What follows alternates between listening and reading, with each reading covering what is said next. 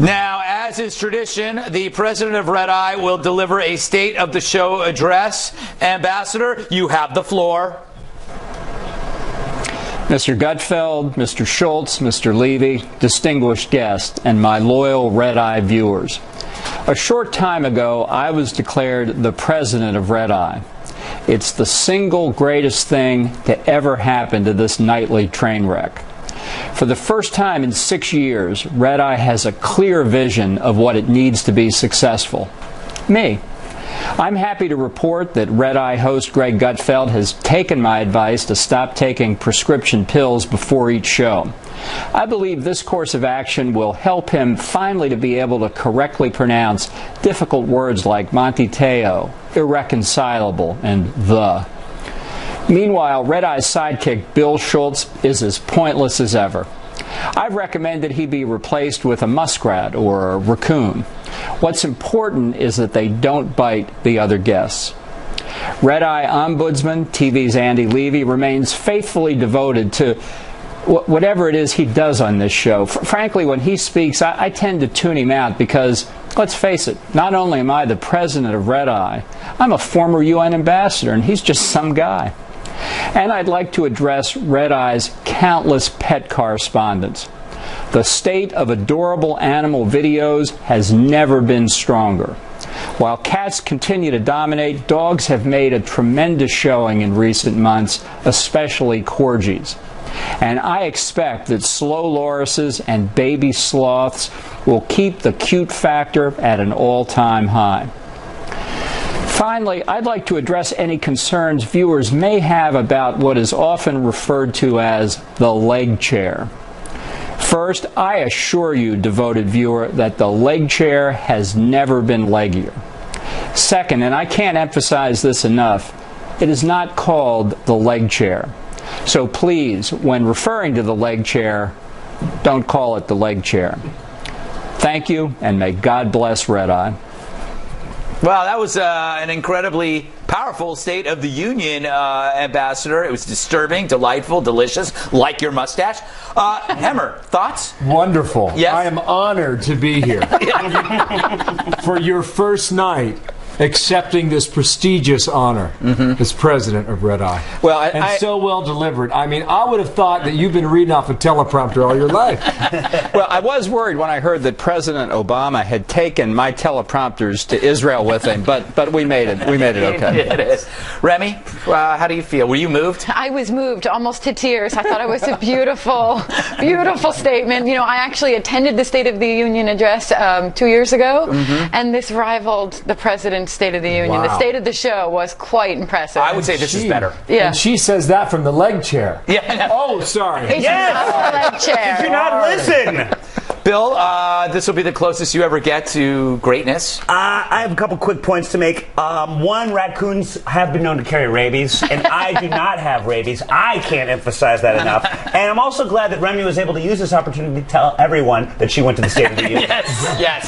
Yes. All right, let's move on, shall we? Should only A's deserve praise? Well, a Massachusetts principal has canceled the school's honors night because it might upset kids who didn't make the grade. David Fabrizio, that's a nice name, wrote a letter to parents at Ipswich Middle School, go Acme backs. Quote, the honors night, which can be a great sense of pride for the recipients' families, can also be devastating to a child who has worked extremely hard in a difficult class, but who, despite growth, has not been able to maintain a high grade point average. So instead, the nerds will be celebrated as part of a year-end school assembly. Many parents think it's pretty stupid, with a capital stupid, and the principal says he knew there'd be some pushback. We knew there'd be some pushback, but again, what's best for children, and what's best for children, we believe, and this is based on research and everything else, what's best for children to have them all together to celebrate as a school. It's always what's best for children with these people. It's never what's best for Greg Gutfeld, because it's usually diametrically opposed. To better illustrate this story, Red Eye Theater presents Dogs Pulling Dogs.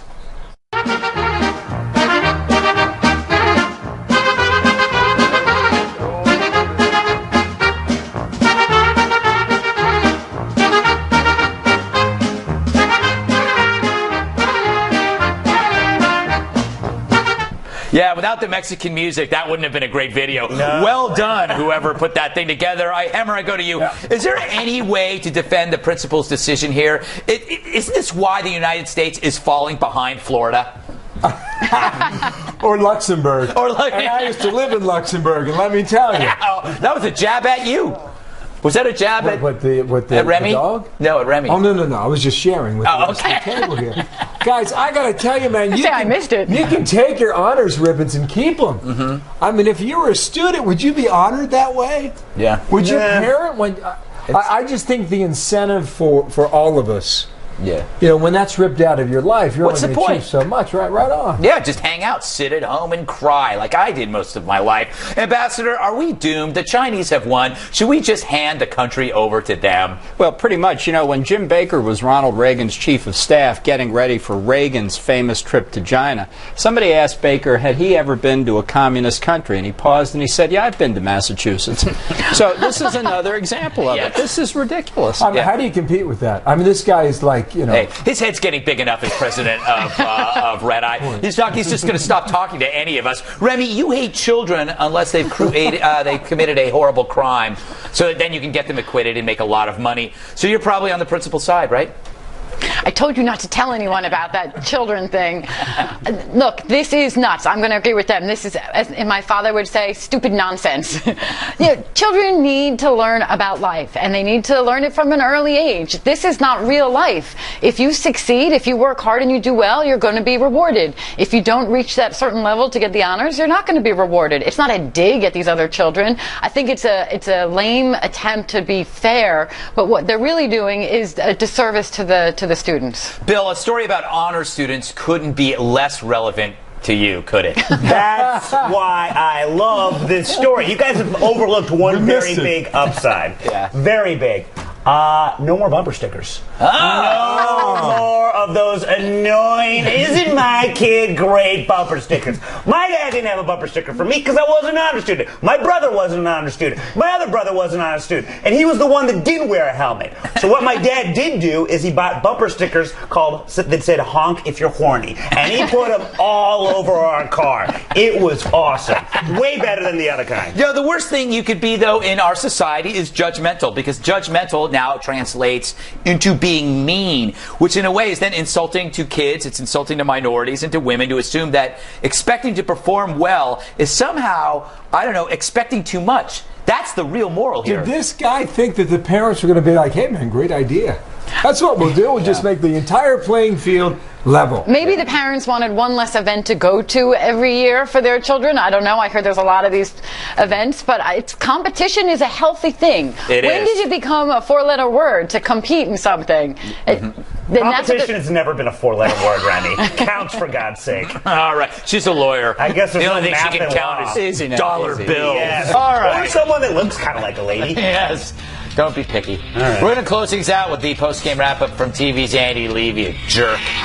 See clips of recent shows, foxnews.com/redeye.